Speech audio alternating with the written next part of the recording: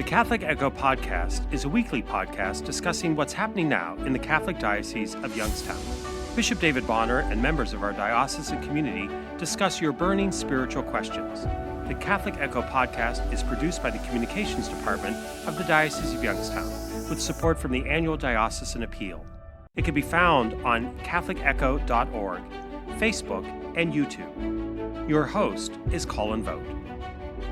Hello and welcome to the Catholic Echo podcast. I'm your host, Collin Vogt, and today I am joined by Father Lavelle.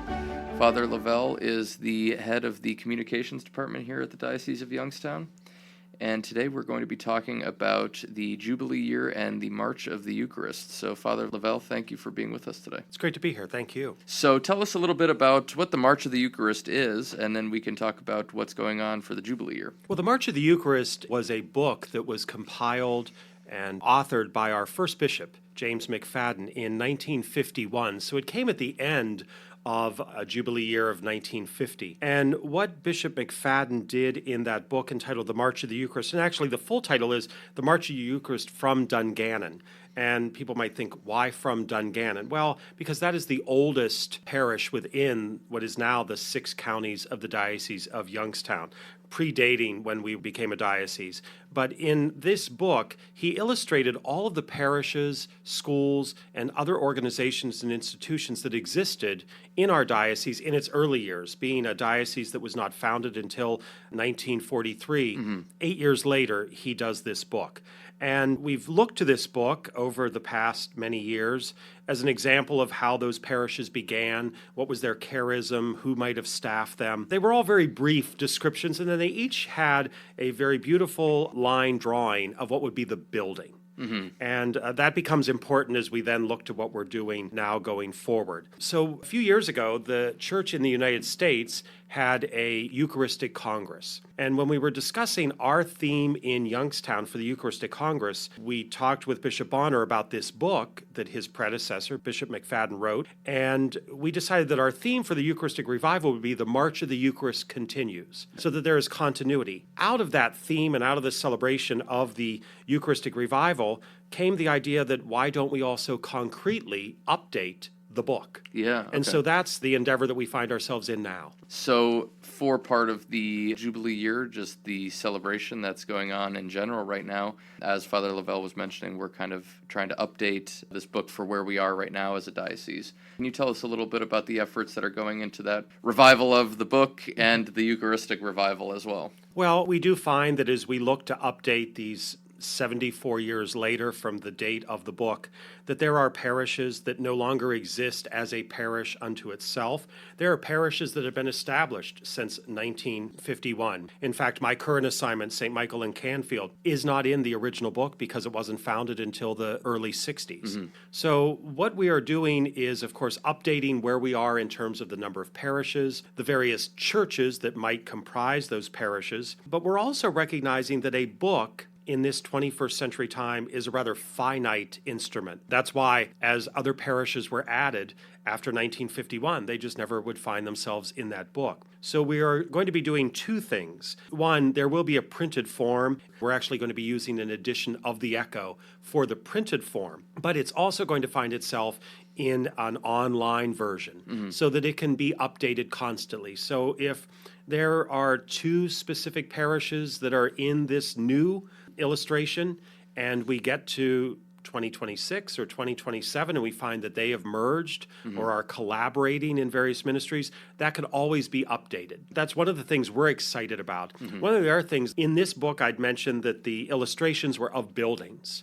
And certainly in the 1951 church, that was important. That's when we saw more buildings being built. There were parishes being built in the suburbs. Schools were being built. We see that this near 3/4 of a century later, that's not the case. So in keeping the theme of the illustrations and having a common theme for all of the parishes, rather than buildings, we are focusing on the patron or the title of the new parish. Right. So there have been illustrations that have been created around either the saint or the theme, such as if it was, Annunciation Parish or such. So that's something new that's being developed so that we focus more on people than buildings. Yeah. I'm curious about, there's a lot of discomfort people have about, parish mergers or parishes closing, of course, is always a tragedy as well. I think the focusing on that, the people of the community, is a good thing, but also I think I get the sense that something right now is happening within the church, within our country, that people are really, there is a return to the church that's happening, where there's just an increased awareness around Christianity and like what it means to really live. And I think our secular environment that we have has almost run its course, in a sense that people go, but what am I doing it for? What is all this happening for? And just the people that I speak to, friends and people that I've known for a long time, I've noticed so many of them are starting to recover that awareness of God, of faith. I do think that it's a very ripe time as well. And I know that people see a church close and they get the sense that something's going wrong. There's something bad is happening. And I think the fact is the church has been through many hard times. I think it's G.K. Chesterton who said this, but our church has died and been resurrected many times because we have a God who knew the way out of the grave. I don't know if you've heard that quote before, but it's very powerful to me. And I just feel that looking back on our history and the parishes that we've had and the community that we've been blessed with, we do have to accept that there will be times of struggle and times of difficulty. And we're so used to having an environment where we have a certain degree of safety, and we should be very grateful for that as well. But things might not always be so easy, but then that also creates a strength too, is what I've found. So that's maybe a long ramble, but that's what I think of with this project of looking back on the history and the places that we've been and everything and looking to the future. It's kind of an encouraging time, I think. I believe so. And I know one of Bishop Bonner's phrases he uses often, and he means this in a very pastoral sense, but in a very real sense from the word that he uses. We need to live in reality. And you're right. Immediately, people might think, is there something going wrong? Why is this closing? Why is this merging?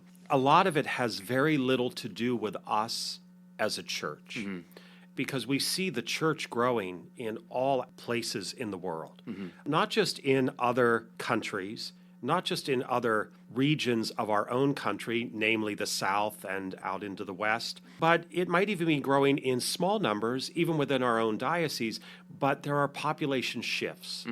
And the shifts are often a response to the economic climate and the educational opportunities for young people. And I notice this often within our 6 counties.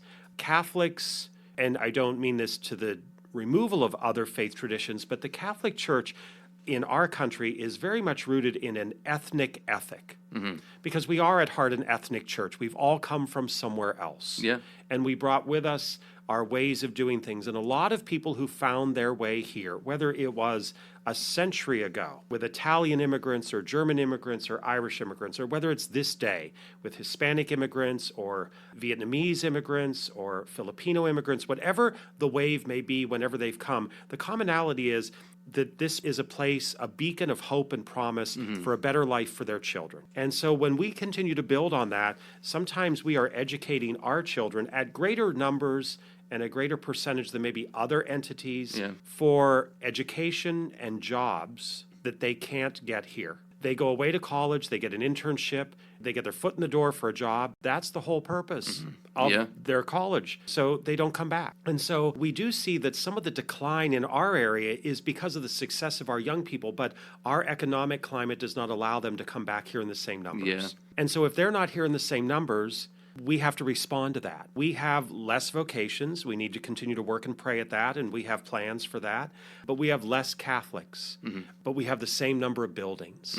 But you cannot financially and even in sense of mission and ministry and vibrant worship spread a decreasing number of people across finite buildings and expect there to be that vibrant liturgy, that active ministry, that sense of coming together. And it is very difficult, and I understand that, to get people to move beyond buildings. But as this project is kind of subliminally inviting us to be about, but as we will concretely do in many efforts, we need to be more about people than buildings. Yes, we have to treasure the buildings we have, but we have to be about the people building up the faith. And it's also a call for us to pick up the mantle of what has come before. and to continue to protect the church and to build the church and grow it. The onus is on us, all of us as Catholics, to do that. It's just such an opportunity to recognize, like, we have a role in that, all of us as lay people as well. And, there was a time when people would only get Mass once a month, and they were lucky to have that opportunity. Or people that got Mass once a year, and there were traveling priests around, and then it boomed and flourished, and then there's a decline, and then it grows again. It ebbs and flows as our culture moves through these time periods of increasing tradition, increasing secularism. That happens, but the church will be present throughout all of those transitions. It just reminds us our strength is in, as you say, in people and in God. The buildings are simply where that takes place. If you watch many of those different shows on HGTV, oftentimes you find a couple that... My wife, yeah. The kids are all grown. Yeah. We need to downsize. Yeah. And, in a very similar pattern, sometimes in our diocese, the kids have all grown and we need to downsize. And it doesn't mean that we're not active, because certainly those couples that move to a condo or move to a smaller home, they're still very active with their hobbies and their interests and living their faith. You never really see that too much on HGTV. They move for schools, but not for churches. Yeah, they need to look into that. Oh, that's exactly right. Yeah, that needs to become the focus of people's lives again, is the church community. But that example of it's okay for them to recognize the reality of their situation and need to downsize. We are just as responsible, as you said, those other generations, whether it was having to build up or whether it's needing to right size. We're still called to the same responsibility of recognizing where we are as a people of faith for today and what can we provide for the future. Exactly.